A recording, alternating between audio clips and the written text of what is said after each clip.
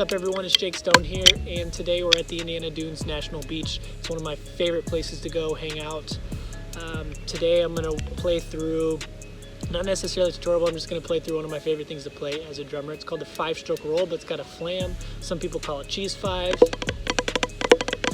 flam 5s, whatever you want to call them. But it starts with a 5-stroke roll, which is right, left, left, right, because you got your diddles, which are just double strokes, right? So right, left, right, left, okay?